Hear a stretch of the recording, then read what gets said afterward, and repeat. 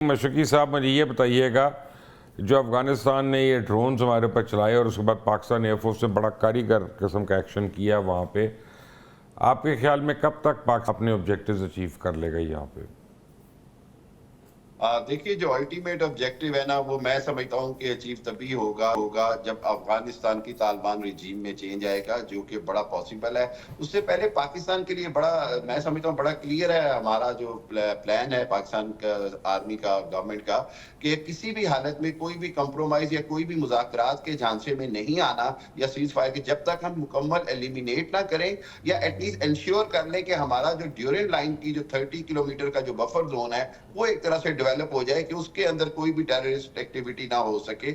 लेकिन मैं समझता हूं कि जिस तरह से हक्कानी ग्रुप, हैबतुल्लाह अखवंदजादा का कंट्रोल जो है वो कम से कम होता जा रहा है कंधारी ग्रुप का, और काबुल के अंदर जिस अंदाज में बहुत सारी रेजिस्टेंस और दूसरे ग्रुप जो है मुल्ला याकूब और दूसरे ज्यादा स्ट्रांग हो रहे हैं, मुझे ऐसे लग रहा है कि तालिबान रिजीम के अंदर आइंदा चंद दिनों में या चंद महीनों में डेफिनेटली चेंज आएगी। और वो चेंज आए बगैर जो है, मेरा ख्याल है पाकिस्तान का वो बॉर्डर जो है वो हॉट परस्यूट से कम नहीं होगा। मुझे लग रहा है कि ये बड़ा जरूरी है कि वहां पर अब चेंज आए, और एक चेंज ऐसी आए जो इंडियन प्रॉक्सी की ना हो, बल्कि खुद वहां की जो पब्लिक है या वहां की वो जो सेंसिबल लीडरशिप है उसकी हो। शुमाली इत्तेहाद ने भी आप देखें कि कितना ज्यादा स्टांस लिया है। नॉर्मली वो पाकिस्तान के खिलाफ स्टांस लेते थे, लेकिन इस वक्त उनको समझ आई है कि अफगान अवाम और अफगान जो वाकई रिजीम है उनमें कितना बड़ा फासला है, अफगान अवाम किस तकलीफ से गुजर रहे हैं, वो मेरा ख्याल है कि अब उनको समझ आ रही है। लेकिन पाकिस्तान की जानिब से मेरा ख्याल है कि अभी मुकम्मल जिसको कहते हैं ऑपरेशन जो है वो जारी रहेगा, ताकि ये कि हमारा जो बॉर्डर है वो मैक्सिमम सिक्योर हो। वेरी वॉलेटाइल बॉर्डर है, 2400 किलोमीटर ठीक है, की मोस्ट मुकम्मल रहेगा। सत्तार खान साहब, आपकी क्या राय है इसमें? ये ऐसा है कि जैसे अमेरिका फंस गया ना रजीम चेंज के चक्कर में ईरान में, वो एक और तरह की मुश्किल चीज़ है। ये तालिबान की अफ़गानिस्तान में हमारे लिए ज़रा और तरह की मुश्किल चीज़ है, ये कोई आसान चीज़ नहीं है। उसकी वजह यह है कि जब अमेरिका अफ़गानिस्तान में था, इत्तेहादी फ़ौजें थीं, सारे का सारा पूरी दुनिया की फ़ौजें घुसी हुई थीं, तो 2005 ऑनवर्ड तालिबान ने शैडो गवर्नमेंट बनानी शुरू कर दी थी। यानी कि ग्रेजुअली ये हुआ कि हामिद करज़ई, उसके बाद अशरफ गनी, उनके जो रेट थी, उनका जो कंट्रोल था, बहुत सारे एरियाज़ में ख़त्म होना शुरू हुआ। और बाय द टाइम 2021 में जब तालिबान ने काबुल पे कब्ज़ा किया, उससे पहले वो मोर देन 50% पर कंट्रोल हासिल कर चुके हुए थे पिछले 10-15 साल से।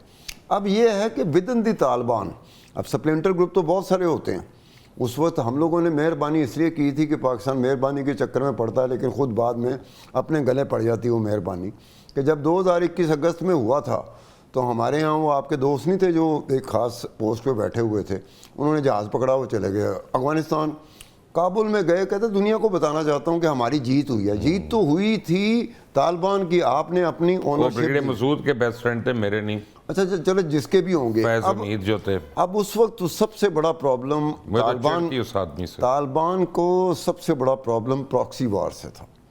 इन्होंने पूरी एश्योरेंस दी कि प्रॉक्सी वॉर में ना हम आपको अकेला नहीं छोड़ेंगे।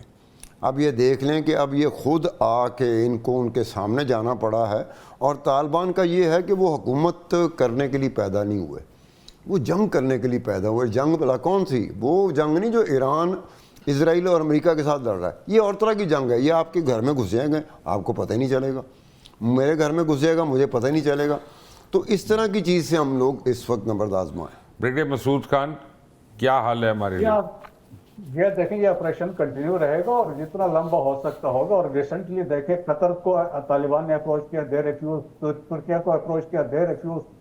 चाइनीज स्पेशल एनवाई आए थे, वो काबुल गए, फिर पाकिस्तान इस्लामाबाद आए थे। पाकिस्तान ने पोलाइटली विद रेस्पेक्ट डिक्लाइन किया है, और पाकिस्तान ने कहा टिल द टाइम हम इसको लॉजिकल कंक्लूजन है जो हमारी डिमांड है, dismantle terrorist site out inside Afghanistan, hand over those terrorist leaders वहां पे बैठे हुए हैं। एक वेरीफाइबल मैकेनिज्म ऑन ग्राउंड होगा, और इसके बाद दोहा एक्ट की इंप्लीमेंटेशन हम चाहेंगे वो उसके फुली हो, तो तब पाकिस्तान जाके इस पर सोचेगा। अदरवाइज ये ऑपरेशन कंटिन्यू रहेगा। और जिस तरीके से हम ऑपरेशन जारी है, राइट फ्रॉम चतरा से लेकर आपने देखा निमरोज तक हम ऑपरेशन कर रहे हैं। और वैसे कि we are going after those facilities है जो दहशतगर्दों के लॉन्चिंग साइट है, ट्रेनिंग एरिया से, जो कल भी रात को हमले हुए हैं कंदहार में, जो अंडरग्राउंड टनल्स थे जहाँ पे ये ड्रोन का सिस्टम था, स्टोरेज इक्विपमेंट वहाँ पे पड़ा हुआ था, वहाँ पे स्ट्राइक्स किए हैं, या काबुल में 313 पे जो कोर हेडक्वार्टर थे जो वहाँ पे भी यूज होते रहे वहाँ पे किए हैं। सो पाकिस्तान की क्लैरिटी है कि हमने ये ऑपरेशन कंटिन्यू करना है till the time we get to the desired objective जो पाकिस्तान ने सेट किए हुए हैं। तो दैट इज क्लैरिटी है, दैट्स व्हाई आप देखते हैं ये रुडिमेंट्री। लेकिन मुझे एक बात बताएं ब्रिगेडियर साहब, क्या हो गया आपको? आप नहीं जानते इनको ये कौन लोग हैं, कौन सी नस्ल है? ये कौन से ऑब्जेक्टिव की कहानियाँ आप हमें सुना रहे हैं? इनकी चौकी कब्जे में कर ली, इनका वो फला बिल्डिंग तोड़ दी, इनसे इनको कोई फ़र्क पड़ता है? पहाड़ों पर रहने वाले लोग हैं ये, पगडंडियों से नीचे उतर के ऊपर चढ़ने वाले लोग हैं ये। और बाबा इनका इंफ्रास्ट्रक्चर हिट करो, इनकी हाईवेज, इनके ब्रिजेज, इनकी खेतों को जलाओ, आग लगाओ। इनके लीडरशिप जो है टीटीपी की, तालिबान की, दाइश की, आईसिस की जो वहाँ पे छुपी बैठी है, जो पाकिस्तान के ऊपर कार्रवाइयाँ करती है, उस लीडरशिप को टेक आउट करें, उसको शूट करें पकड़ के। आप क्या अपना आपसे अंग्रेजी बोल रहे हैं यहाँ पे? Yes, no, me, come, seven up, thank you. मेरे ख्याल में अभी भी मौका दे रहे हैं लीडरशिप को। अभी तक हाथ नहीं डाला है, स्पेशली जब हम क्यों नहीं डाला? कितने साल से हम कितने लोग मरवा, 90,000 लोग हम मरवा चुके हैं, और कितने लोग मरवाने हैं कि आप हमें बताएंगे नहीं, अब हम हाथ डालेंगे? जी बिल्कुल, ऑपरेशन दैट्स वाई कंटिन्यू रहेगा टिल द टाइम हम वो रिजल्ट अचीव नहीं करते। मुझे आपकी बात नहीं समझ आई है। मैंने कहा कि देखें कि अल्टीमेटली लीडरशिप में है, तालिबान रजीम की लीडरशिप है, उसमें यकीनन अभी उसको स्पेयर किया हुआ, लेकिन बाकी जो टेररिस्ट की लीडरशिप कौन सा स्प्रेड किया तो हुआ? कहीं ना आपको अगर ये नहीं पता, नहीं आप टेक आउट करें उनको यार, खुदा के लिए किसको एक बड़ा नाम बताएं जिसको टेक आउट किया? Not even one. लेकिन सो छोड़ देना यार। आपने काबुल में आपने देखा जब की गई थी, लेकिन वो वहां पे थे नहीं, लेकिन यकीनन एफर्ट तो है, ऑन ग्राउंड है, यकीनन होंगे, but it will take some time. और यार अभी अंदर है ना, अब वापस आ जाएंगे 2 दिन के बाद, ऐसी क्या बात है? आई मीन सारी उम्र उन्होंने पहाड़ पे रह के तो नहीं हुकूमत चलानी ना। नहीं, बिल्कुल इसी तरह है, वो कब तक रहेंगे? देखे ना कि अब एक अफरा तफरी तो है ना, एक जत्था हुकूमत कर रहा है, एक 42% पश्तून की बात करे, लेकिन वो टोटल पश्तून भी इनको सपोर्ट नहीं करे। 58% पॉपुलेशन बाहर बैठी है। प्लीज मैं आपको एक बात बताऊं, ये जो पहले आप हमें बताते थे ना, गुड तालिबान बैड तालिबान, गलत पॉलिसी है। There is no good, there is no bad, वो सारे दुश्मन है हमारे। हम गलत लोगों में अपने दोस्त ढूंढते रहे हैं। इसी हक्कानी को बचाने के चक्कर में हमने अमेरिका से लड़ाई की, हमने औरों से लड़ाइयाँ की, ये वो। अब लेट्स बी क्लियर यार, we need to take them out. इसमें क्यों हम अंग्रेजी बोल रहे हैं एक दूसरे के साथ? इसमें तो कोई शक नहीं, दैट इज वेरी अनफॉर्चुनेट। बात है तालिबान आए, हम सब ने खुशियां मनाई, और लेकिन उन्होंने प्रूव अदर वे राउंड। और जिस तरीके से हमारी जड़ें उन्होंने काटी हैं तालिबान के वापस आने के बाद पिछले 5 साल में, मेरे ख्याल में हमें अभी कोई शक नहीं रहा। अल्लाह करे जी।